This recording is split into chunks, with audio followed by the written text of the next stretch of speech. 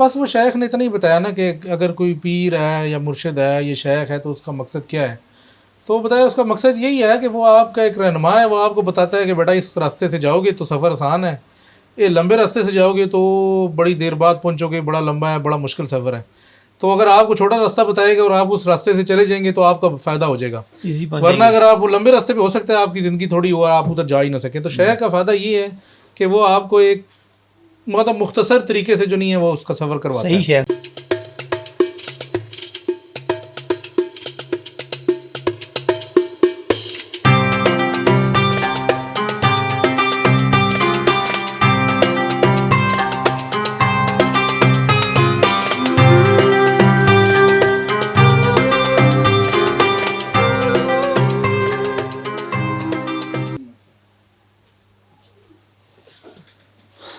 اعوذ باللہ من الشیطان الرجیم، بسم اللہ الرحمن الرحیم.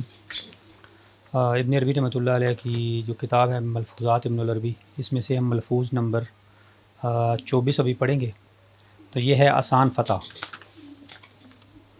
میں نے آپ رضی اللہ عنہ کو فرماتے سنا جس کا مفہوم یہ ہے: شیخ ابو مدین رضی اللہ تعالی مریدین پر راہ طریقت قریب کرتے، لہٰذا انہیں اس طرح سے فتح کی طرف لے جاتے اور ملکوت کی سیر نہ کرواتے کہ اس میں خطرہ ہوتا ہے اور نفوس اسی کے گرویدہ ہو جاتے ہیں.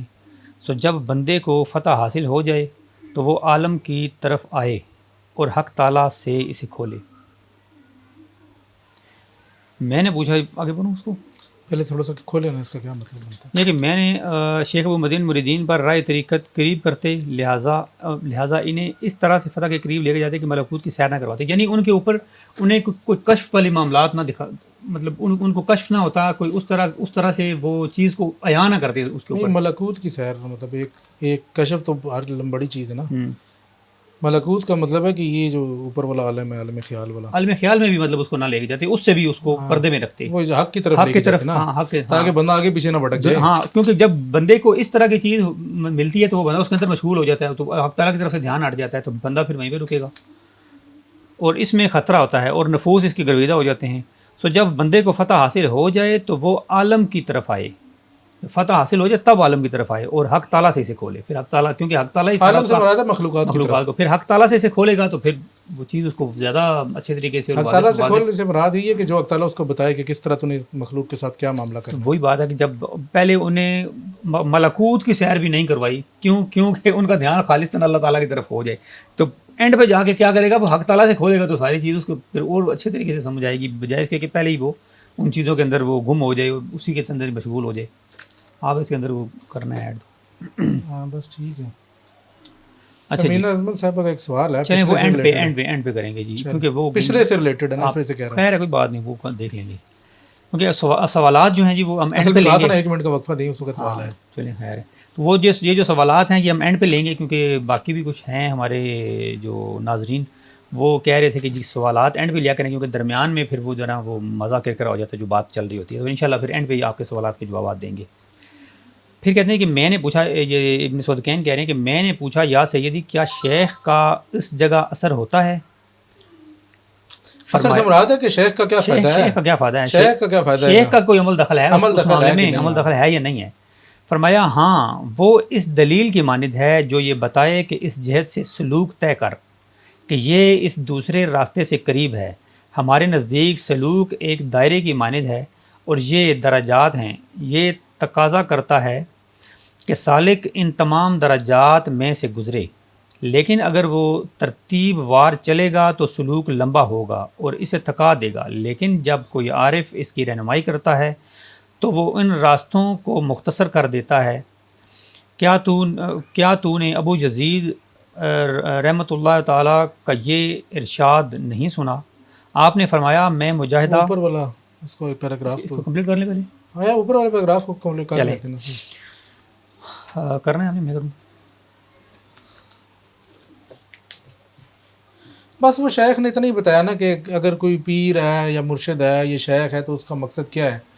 تو وہ بتایا اس کا مقصد یہی ہے کہ وہ آپ کا ایک رہنما ہے، وہ آپ کو بتاتا ہے کہ بیٹا اس راستے سے جاؤ گے تو سفر آسان ہے، یہ لمبے راستے سے جاؤ گے تو بڑی دیر بعد پہنچو گے، بڑا لمبا ہے، بڑا مشکل سفر ہے.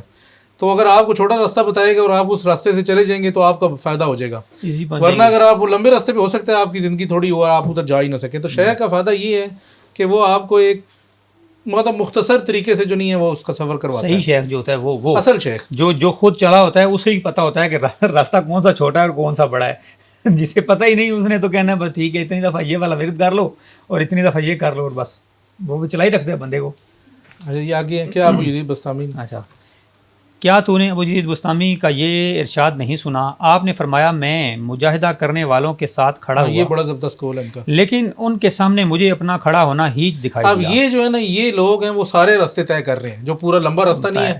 پہلے بندہ مجاہدہ کرے، پھر وہ نمازوں والوں کے ساتھ کھڑا ہو، پھر روزے داروں کے ساتھ ہو، پھر جہاد والوں کے ساتھ ہو، مطلب یہ کتنی چیزیں ہیں وہ سارے ہی کرنے لگ جائے گا تو اتنا تو ٹائم ہی نہیں ہے. پھر بھوک والوں کے ساتھ ہو، پھر وہ نیند والوں کے ساتھ ہو، پھر خاموشی والوں کے ساتھ ہو، وہ بڑا لمبا چوڑا ہے. اگر یہ سارا کرنا والوں کے ساتھ ہو پھر تو اتنی زندگی نہیں ہے نا. اتنا تو کر رہی وہ تو پھر کہیں ایک پہلے مقام پہ پہنچے گا تو کہے گا جی بس میرا تو کام فارغ ہے ہوں. تو یہ اس وجہ سے اس کا یہ ہے. اچھا جی لیکن ان کے سامنے مجھے اپنا کھڑا ہونا ہیچ دکھائی دیا. اسی طرح میں روزے داروں اور نمازیوں کے ساتھ کھڑا ہوا یہاں تک کہ آپ نے متعدد مقامات کا تذکرہ کیا اور ہر مقام پر کہا مجھے اپنا عمل ہیچ دکھائی دیا. پھر میں نے کہا یا رب میں تجھ تک کیسے پہنچوں؟ فرمایا اپنے نفس کو چھوڑ اور آ جا. یوں آپ کے لیے راستہ مختصر ہو گیا. بس چھوٹی سی بات تھی. اپنے نفس کو نہیں ہر بندے کا راستہ بھی میں وہی کہہ رہا ہوں نا وہ تو ہر بندے کی منزل بھی لیتے ہیں. میں وہی کہہ رہا ہوں کہ اگر انہوں نے جو یہاں پہ بتایا یہ تو صرف ان کے لیے تھا نا ابو جدید بستامی کے لیے کہ اپنا نفس چھوڑ اور آ جا. اب یہ ہر بندے کے لیے تو ہے نہیں. ہر بندہ یہ اس طرح یہ ان کا راستہ تھا، کسی اور کا راستہ کوئی اور ہوگا، کسی تیسرے کا اور ہے، چوتھے کا. ہر بندے کا اپنا راستہ ہے، اپنی منزل بھی اپنی، راستہ بھی اپنا. اس نے اپنے راستے سے جانا ہے. اگر وہ کسی دوسرے کی تقلید پہ چل پڑے گی جی یہ اس طرح بزرگ فرما رہے ہیں میں بھی ان کے پیچھے پیچھے، تو بزرگ نے ادھر جانا ہے تو ادھر نہیں جا سکتا. پھر بھی پہلے جو بات ہوئی ہے تقلید والی پھر وہ تقلید والے میں آ جائے گا، خود اپنی تحقیق نہیں ہوگی. تقلید میں تو آئے گا لیکن وہ پھر یہ ہے نا کہ ان کے پیچھے جائے گا تو پھر اپنا جو اس کا سفر تھا وہ ادھر ہی رہ گیا، ختم ہو گیا نا. پھر وہ ان کے پیچھے چل پڑا، یہ تو کسی اور سفر پہ چل پڑا اور پھر راستہ لمبا ہو جائے گا تو بس پھر اس کا یہ بھی نہیں پتا کہ وہ کس مقام پہ تھا جہاں سے اس نے سٹارٹ کیا. تم نے پچھلا سفر پتہ نہیں طے کیا یا نہیں کیا، تم اس کے ساتھ ہونا چاہتے ہو تو بڑا مشکل ہے. ایک بندہ ہے جس نے ایک ہے جو جیسے ہوتا ہے نا ریس لگانے والے، ایک ہے ریسر، اس نے پریکٹس کی ہوئی پوری پریکٹس کی ہوئی ہے اور وہ جناب وہ ایک گراؤنڈ ہے اس کے 10 چکر لگاتا ہے. میں پہلے دن جاؤں کہ میں کو نہیں میں اس کے ساتھ ذرا اگر لگا لوں نا 10 چکر تو وہ تو پاسبل ہی نہیں ہے. ہاں آخری چکر میں کہوں اس نے 9 چکر طے کر لیے، میں کہوں آخری میں اس کے ساتھ پہنچوں تو یہ ناممکنات میں سے ہے. وہ وہاں پہ کبھی بھی نہیں پہنچ سکتا. جتنا اسٹیمنا جو چیزیں اس کے پاس ہے وہ میرے پاس کبھی بھی نہیں ہو سکتی. اچھا جی پھر کہتے ہیں کہ فرمایا اپنے نفس کو چھوڑو اور آ جا، یوں آپ کے لیے راستہ مختصر ہو گیا. یہ جواب اس حوالے سے لطیف اور مختصر ترین جواب ہے. جیسے ہی آپ نے اپنے نفس کو خیر بات کہا حق آپ کے ساتھ تھا اور یہ سب سے قریب ترین راستہ ہے. اللہ آپ کی تائید کرے. یہ پھر اس کو پچھلے کو کرنا یا پڑھ لو پھر اللہ آپ کی تائید کرے. پھر شیخ اکبر نے بتایا میری خلوت. آپ یہ شیخ اپنا بتا رہے، پچھلا تو خیر واضح ہے نا، وہ تو واضح اس میں تو کوئی بات نہیں کرنا، اس کو چھوڑ رہا تھا بس. اس سے پہلے بھی واضح ہے کہ حضرت بایزید بستامی نے دیکھا کہ جی یہ جو لوگ پہلے انہوں نے کہا کہ میں نے کن کے ساتھ کھڑا ہوا، روزے داروں کے ساتھ، نمازیوں کے ساتھ. پھر اب جو تھے سب سے پہلے کچھ اور تھا، کھڑا ہوا نمازیوں کے ساتھ کھڑا ہوا. یہ دیکھنا مجاہدہ کرنے والوں کے ساتھ کھڑا پہلے ہوا. مجاہدہ کرنے جو اپنے نفس کے مجاہدہ کر رہے ہیں. انہوں نے کہا کہ یہ تو لوگ اتنی تکلیفیں نفس کا مجاہدہ کر رہے ہیں، اگر میں کروں گا تو میں تو مطلب اگر کر بھی لوں تو ان سین سے تو کم ہی ہوں کم سے کم. ہیچ کھڑا نہ ہونے سے مراد یہ کہ انہوں نے کہا کہ میں تو ان کا مقابلہ نہیں کر سکتا. نماز داروں کو دیکھا، نمازوں والے کو دیکھا سارے وقت نفل پڑھ رہے ہیں یہ وہ، انہوں نے کہا جی میں تو اتنے نفل بھی نہیں پڑھ سکتا. روزے اگر دیکھا میں اتنے روزے نہیں رکھ سکتا، باقی چیزیں بھی ہیں مطلب یہ ساری چیزیں.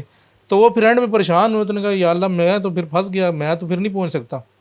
تو ہر بندے کا چونکہ اپنا راستہ ہے تو اس وجہ سے پھر اللہ تعالیٰ نے کہا کہ جی تیرا راستہ اتنا ہی ہے کہ تو یہ، اور وہ سب سے مشکل کام ہے کہ اپنے نفس کو چھوڑو. رات کہنے میں سب سے آسان ہے، کرنے میں سب سے مشکل ہے، کیونکہ جو نمازیں بھی پڑھ رہا ہے اس کا نفس اس کے ساتھ ہی ہے، جو روزے بھی رکھ رہا ہے نفس کے ساتھ ہی رکھ رہا ہے، جو مجاہدے بھی کر رہا ہے نفس کے خلاف لیکن بیچ بیچ میں مطلب اس کے نفس کے اس کے ساتھ ہی ہے نظام. اصل میں یہ ساری چیزیں اسی کے اندر آ جاتی ہیں. یہ جتنی تھی نا یہ پہلے جو بعض کے نمازیوں کے ساتھ کھڑا ہوا مجھے نظر آیا، روزداروں کے ساتھ، یہ ساری چیزوں سے افضل والی معاملہ وہ تھا جو نفس کو چھوڑنا تھا، کیونکہ اس چیز مشکل ہے نا، اس کے اندر ساری چیزیں آ گئی نا. لیکن یہ ہے سب سے مشکل، بہت ہی مشکل، بہت ہی مطلب سب سے اگر دیکھا جائے تو اس معاملے میں اس معاملے میں تو کوئی بھی نہیں مطلب اکا دکا کوئی نکل سکتا ہے. اس کی وجہ یہ ہے کہ حضرت بایزید بستامی کا چونکہ ذکر ہے تو ان کا واقعہ جو شیخ اکبر نے ذکر کیا کہ جی ان کی وہ جو والدہ کو پانی پلانے کے والے سے ہے، تو کہتے ہیں کہ جی ایک رات میری ماں جو ہے نا مجھے رات کو سردیوں کی راتیں تھیں تو اٹھ کے مجھے اٹھیں یا مجھے آواز دی کہ جی پانی لے کر آؤ میرے لیے. تو کہتے ہیں کہ جب حضرت بایزید بستامی پانی لینے کے لیے پانی لے کے آئے تو وہ سو چکی تھی. تو پھر کہتے ہیں کہ جی میں اب کھڑا رہا. پہلے تو کہتے ہیں کہ مجھے اٹھنا ہی ناگوار گزرا کہ جی میں اب یہ کیوں, والدہ نے کہا ہے تو فلانا یہ مطلب میں رات ہے ٹھنڈ ہے یہ ہے. لیکن خیر اٹھے, پھر وہ لے کے آئے. تو پھر کہتے ہیں جی وہ پانی لے کے آئے تو مطلب وہ سو گئی تھی اور پھر وہ کھڑے رہے کافی دیر, اور اس کے بعد پھر جب وہ اٹھی تو ان کو پانی پیش کیا اور ٹھنڈ سے بری حالت تھی اور سب کچھ. تو پھر اگلے دن کہتے ہیں کہ جی آپ نے اپنے نفس کے ساتھ مکالمہ کیا کہ جی یہ شیخ اکبر نے اپنی کتاب میں ذکر کیا, مجھے نہیں پتہ کہ اصلاح نفس میں کیا ہے یا کسی ایک کتاب, یا میرے خیال میں کیا ہے یہ قسم الہی میں کیا ہے, کسی ایک کتاب میں کیا ہے. اچھا اس میں کہتے ہیں کہ جی شیخ نے نہیں, لیکن وہ تفصیلی جو نہیں ہے وہ شاید اسی میں ہی ہے. وہ کہتے ہیں کہ جی اگلی صبح پھر انہوں نے اپنے نفس سے مکالمہ کیا تو کہتے ہیں کہ جی اے نفس, میں تو سمجھتا تھا کہ شریعت کا کوئی یا اللہ کا کوئی کام کرنا جو نہیں ہے وہ تو تیرے لیے بڑا آسان ہے, میں تو اس کو بڑا آسان سمجھتا تھا, میں تو سمجھتا تھا کوئی مشکل ہی نہیں ہے. لیکن کل جو مجھے ناگوار گزرا ہے تو اس سے مجھے پتہ چلا ہے کہ جتنے کام میں پہلے شریعت والے بھی کرتا تھا اس میں بھی میرے نفس کا مزاج شامل تھا. تو اب تو مجھے اور زیادہ اس میں مطلب انہوں نے نفس کے اوپر اور کڑی کی کہ جی اس میں نفس میں بھی مزاج شامل نہ ہو, کیونکہ یہ جتنی عبادات کا آپ نے ذکر کیا نا اس میں سب میں نفس میں مزاج شامل ہوتا ہے. کسی بندے کے مزاج میں ہی ہوتا ہے کہ اس کو نمازیں زیادہ پڑھنے کا دل کرتا ہے, کوئی تلاوت کسی کو زیادہ دل کرتا ہے, کوئی روزے رکھتا ہے. زیادہ کرنے سے کے باوجود بھی اگر ایک بندہ ہے وہ اگر مسجد جاتا ہے کہتا ہے کہ ذرا ٹھنڈی سی ہوا ہو, میں وضو کر کے آتا ہے اور وہ اس کو صاف بھی نہیں کرتا اور پنکھے کے نیچے کھڑا تھا کہتا ہے کہ یہ ہے بڑا مزہ ہے نماز پڑھتے ہوئے, بجائے اس کہ اگر وہ گرمی میں نفس کا مزاج اگر وہ گرمی میں کھڑا ہو کر ہوئے یہ کس قسم کی نماز ہے, مجھے تو مزہ ہی نہیں آیا. تو مسئلہ یہ ہے کہ تم مزے کے لیے نماز پڑھو پھر اللہ کے لیے تو نہیں پڑھ رہے, تو پھر نفس کا مزاج شامل ہوا نا بیچ میں. تو اصل یہ جو اس میں نقطہ ہے نا کہ اترک نفس کا وطال, اپنے نفس کو چھوڑ, مطلب یہ نفس کے مزاج کو چھوڑ کہ جو چیز تیرے نفس کو پسند ہے اس کو چھوڑ, وہ سب سے مشکل کام ہے. یہ اتنا مشکل کام ہے کہ اگر یہ کوئی کر لے تو پھر تو راستہ ایٹ دی اینڈ ہی ہے یہ. اچھا یہ اب اگلا شیخ اکبر کا بھی اب آگے ہے کہ اللہ آپ کی تائید کرے. پھر شیخ اکبر نے بتایا میری خلوت فجر کے وقت شروع ہوئی. اب یہ شیخ اپنی بتا رہے ہیں. اور طلوع آفتاب سے پہلے ہی مجھے کشف حاصل ہو گیا. یعنی اتنا چھوٹا سا یہ تو فجر اور طلوع آفتاب میں کتنا گھنٹے کا بھی نہیں تھا, گھنٹہ ڈیڑھ گھنٹہ ہوتا ہے ٹائم ہے نا, گھنٹہ ڈیڑھ گھنٹہ ہوتا ہے. مجھے کشف حاصل ہو گیا. پھر فتح کے بعد مجھے اذکار اور دیگر مقامات کی ترتیب بتائی گئی. جو 14 ماہ وہیں بیٹھا رہا میں 14 ماہ وہیں بیٹھا رہا اور اسی دوران مجھے وہ روحانی معرفت نصیب ہوئی, معراج نصیب ہوئی, وہ روحانی معراج نصیب ہوئی جو میں نے فتح کے بعد مکمل تالیف کی. اچھا گڈ. وہ پھر کدھر نہیں ہے, مل نہیں رہی نا, کدھر مل گئی نا, یہ ہے نا. اچھا یہ والی تھی اسرار, یہ کتاب ہے کتاب الاسرار یہ تھی. ہاں یہ کتاب ہے کہ جو شیخ نے اس 14 مہینے میں جو بھی ان کو معراج ہوئی ہے اس کو پھر اس میں لکھا ہے. تو یہ انشاءاللہ اس کا بھی ترجمہ ہو رہا ہے, تو یہ بھی دیکھتے ہیں اس کو بھی کب تک اللہ پاک پاس توفیق دے گا تو یہ بھی ہو جائے گا. اچھا جی, پھر آگے کہتے ہیں جی کہ وہ روحانی معراج نصیب ہوئی جو میں نے فتح کے بعد مکمل تالیف کی. میری فتح اس لمحے کا ایک جذبہ تھی اور سب تعریف اللہ کے لیے ہے. ایک جذبہ سے مراد ہے کہ بس ایک لمحے میں ہی ہوگی, اس کے لیے کوئی لمبی چوڑی ریاضت کی مجاہدے کی ضرورت پیش نہیں آئی, کیونکہ ایک جذبہ ایک لمحہ ہی تھی. ایک لمحے میں اللہ نے جذب کیا, کھینچ لیا تو سارا نظام میرا کھل گیا, وہ کھل گیا. اور باقی پھر جو باقی تھے اس میں تو وہ 14 ماہ نہیں, وہ تو پھر ساری زندگی ہے نا, خالی 14 ماہ کیا, 14 ماہ میں تو خالی اس قبر میں بیٹھے تھے نا. پھر اس کے بعد آگے جدھر بھی گئے ہیں تو یہ سارا, یہ تو آگے ساری زندگی پھر ہے نا. اذکار اور دیگر مقامات کی ترتیب وہ 14 ماہ پھر آپ نے بیٹھ کے مکمل کی, کیونکہ ظاہری بات ہے کہ اگر آپ اس کی تربیت میں نہ چلیں تو پھر اس فتح کا فائدہ نہیں رہتا, اس کا الٹا نقصان ہو جاتا ہے. تو شیخ کو کشف یا فتح پہلے نصیب ہوئی ہے اور ساری تربیت بعد میں ہوئی ہے. ویسے عمومی طور پہ تربیت پہلے ہوتی ہے, باقی چیزیں بعد میں ہوتی ہیں, باقی چیزیں کو عطا ہوتی ہے, یہ تو کم کم ہی ہوتے ہیں نا. یہ تو کوئی بہت ہی مطلب خاص بندہ ہو جس کو یہ چیز, یہ تو ایک کا دکھا کوئی ہوتا ہے, ایک کا دکھا بس اللہ تعالیٰ کی عطا ہی ہے نا. باقی اس میں تو کوئی بندے کا اپنا کیا اس میں